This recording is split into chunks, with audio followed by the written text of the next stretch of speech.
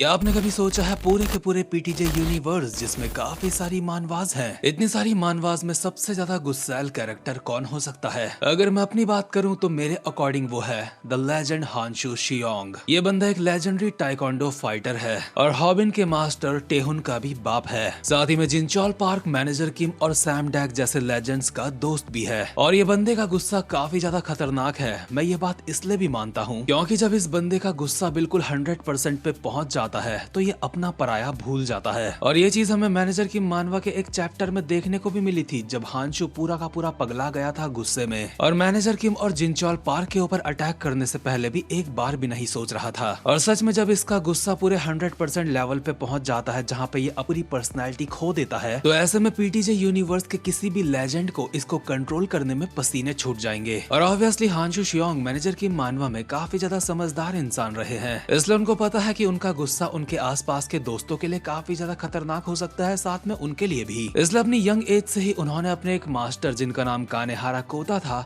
उनसे गुस्सा कंट्रोल करने की ट्रेनिंग ली थी। कानेहारा कोता ने हमेशा हांशु शियोंग को यही समझाया कि तुम्हें गुस्से में पागल नहीं होना चाहिए। यहाँ तक कि उन्होंने हांशु शियोंग को ये तक बोल दिया था कि अगर कल के दिन मुझे कोई निपटा जाता है तो तुम उसके ऊपर भी ज्यादा गुस्सा मत करना। लेकिन इसका ये भी मतलब बिल्कुल नहीं था कि कानेहारा कोता ये बोल रहे थे कि कोई मुझे निपटा जाएगा और तुम बस हंसते हुए उसको बोलते रहना भाई बहुत अच्छा करा तूने। दरअसल कानेहारा कोता जो हांशु शियोंग को एक अल्टीमेट चीज सिखाना चाह रहे थे, उन्हें पता था हांशु की उम्र के साथ वो उसे खुद समझ आ जाएगी। और हांशु को वो चीज बाद में समझ भी आती है जब सच में उसके मास्टर को किसी ने निपटा दिया था। और जो हांशु के मास्टर को नहीं जानता वो बिल्कुल मत सोचना कि हांशु के मास्टर कमजोर रहे होंगे इसलिए उन्हें निपटा दिया गया था। खैर हांशु जो अपनी जिंदगी में काफी सालों बाद समझे और अपनी जिंदगी में उसे अप्लाई कर पाए वो चीज मैं आपको यहाँ पे कुछ मिनटों में समझा दूंगा। उसके बाद ये बात आपके ऊपर है कि आप उस चीज को अपनी लाइफ में अप्लाई करने में पूरी जिंदगी बिता देते हो या फिर एक पल में अप्लाई कर देते हो। क्योंकि गुस्सा सिर्फ हांशु शियोंग की प्रॉब्लम नहीं थी बल्कि इस रियल वर्ल्ड में हर अगले बंदे की है। और अगर आपने इस चीज का सॉल्यूशन नहीं निकाला तो एक ना एक दिन ये गुस्सा आपको ले डूबेगा। लेकिन हमारी दुनिया में, हमारी सोसाइटी में जब कोई इंसान या फिर मोटिवेशनल स्पीकर गुस्से के बारे में हमें सिखाता है तो मोस्टली वो लोग यही कहते हैं गुस्सा नहीं करना चाहिए, गुस्सा हमारा ही दुश्मन होता है, हमारा गुस्सा हमारे अंदर की शांति को खत्म कर देता है, इसलिए हमें किसी को माफ करना सीखना चाहिए। लेकिन सच बताऊं ये सब बकवास है, क्योंकि अगर ये बात सच होती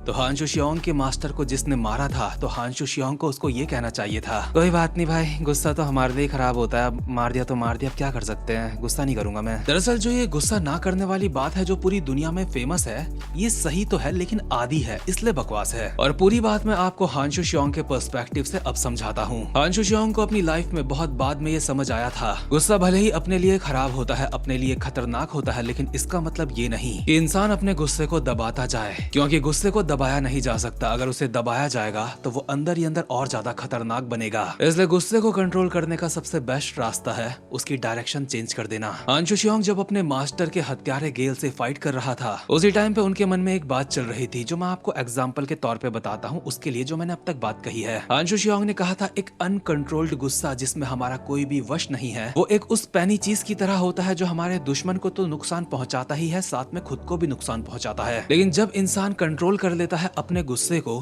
तो वो एक तलवार बन जाता है जिसको इंसान कैसे भी चला सकता है और अपने हिसाब से इस्तेमाल कर सकता है। यानी कि फिर इंसान अपने गुस्से की हेल्प से अच्छी लड़ाई कर सकता है, अच्छी पढ़ाई कर सकता है, साथ में कोई भी काम काफी ज्यादा अच्छे से कर सकता है। मैं जानता हूँ कुछ लोगों को ये बात समझ नहीं आई होगी, इसलिए एक एग्जाम्पल से समझाता हूँ। मान लो आप एक ऐसे इंसान हो जिसको गुस्सा बहुत ज्यादा जल्दी आ जाता है और बिना बदला लिए आप रह नहीं सकते। और एक दिन आपकी क्लास का वो स्टूडेंट जो पढ़ाई में काफी ज्यादा अच्छा है आपका बहुत ज्यादा मजाक उड़ाता है पढ़ाई में, यानी कि आपको ऐसा फील करवा देता है जैसे आप एक नंबर के अनपढ़ हो। तो अब आपके सामने यहाँ पे कुछ ऑप्शंस खुल जाते हैं कि आप आगे क्या क्या कर सकते हो। पहला, जो नॉर्मली हर गुस्से वाला बंदा करने की कोशिश करेगा, यानी कि जिसने उसका मजाक बनाया है उसका मार मार के कुत्ता बना देना। लेकिन ऐसा करने पे आपको टीचर्स और अपने पेरेंट्स के गुस्से को फेस करना पड़ सकता है। दूसरा ऑप्शन, चालबाजियां करके उस बंदे को किसी और से ही पिटवा देना। इससे आपके दिल को ठंडक तो पहुंचेगी ही और साथ में आपको अपने टीचर्स और पेरेंट्स को फेस नहीं करना पड़ेगा अगर आप पकड़े नहीं गए। और ये वाला ऑप्शन पहले वाले ऑप्शन से काफी ज्यादा मस्त लगता है, लेकिन फिर भी ये एक टेम्पररी सॉल्यूशन है जो आपको बस कुछ पल के लिए खुश करेगा। क्योंकि जिस पढ़ाकू बंदे की बात से आप पहले चिढ़ गए थे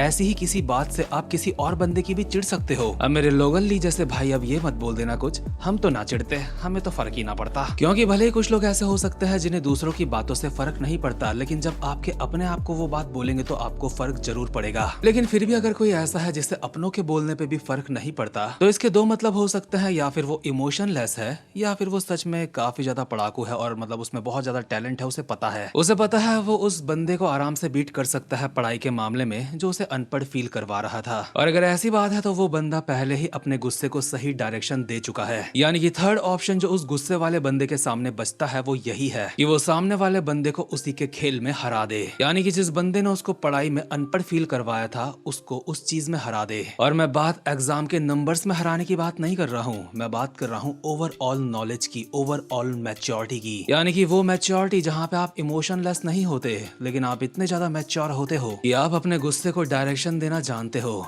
और आप अपने गुस्से के गुलाम नहीं बल्कि गुस्सा आपका गुलाम होता है। जैसा कि मैंने पहले कहा था, जब गुस्सा हमारा गुलाम होता है तो हम अपने गुस्से को किसी भी तरीके से कंट्रोल कर सकते हैं और अपने आप को और ज्यादा इम्प्रूव कर सकते हैं किसी भी फील्ड में। और हांशु चियोंग और गेल की फाइट में भी हमने यही देखा था। हांशु जब अपने कंट्रोल्ड गुस्से के साथ गेल के ऊपर एक लात मारते हैं तो गेल 4-5 दीवारें फाड़ के पीछे जाता है। और इतना खतरनाक अटैक मुझे तो याद नहीं है कि पूरे के पूरे पीटीजे यूनिवर्स में मैंने और किसका देखा है। यह हमला अब तक का पीटीजे यूनिवर्स का सबसे ज्यादा टॉप डिस्ट्रक्टिव हमला था, जिसमें गेल कम से कम 3 दीवारें तोड़ के तो पीछे गया ही होगा। खैर गाइस, उम्मीद करता हूँ कि लेजेंड हांशु चियोंग के पॉइंट ऑफ व्यू को मैं अपने पर्सपेक्टिव से आपको समझा पाया हूँगा। वैसे इस तरीके की वीडियोस मैं बनाता तो नहीं हूँ, लेकिन हांशु ने गेल को मारते हुए जो बातें सोची थी अपने मन में, सच में काफी ज्यादा कमाल की थी, इसलिए ये वीडियो बना रहा हूँ। साथ में इसलिए भी बना रहा हूँ क्योंकि कुछ लोगों को ऐसा लगता है कि एनीमे या फिर मानवास सिर्फ बच्चे लोग देखते हैं, और एनीमे और मानवास में भी नॉर्मल ह्यूमंस छोटा भीम जैसे स्पेस में नंगे घूमते होंगे। मतलब वैसे मैं छोटा भीम की बुराई नहीं कर रहा हूँ, वो भी काफी बढ़िया है, लेकिन वो सिर्फ बच्चों के लिए होता है और कुछ बड़े भी लोग देख लेते हैं उसको। खैर मुझे लगता है मैं टॉपिक से भटक रहा हूँ। वैसे भी वीडियो अब खत्म हो चुकी है। उम्मीद करता हूँ आपको ये आज की थोड़ी सी अलग वीडियो भी अच्छी लगी होगी, इसलिए वीडियो को लाइक और चैनल को सब्सक्राइब जरूर से कर लेना। और अगर आप इस तरीके की वीडियोस और चाहते हो कि मैं बनाऊं तो इस वीडियो में 10,000 लाइक्स कर देना, मैं समझ जाऊंगा कि मुझे और बनानी है। ओके गाइस, अब मैं मिलता हूँ आपसे अपनी नेक्स्ट वीडियो में, तब तक के लिए गुड बाय।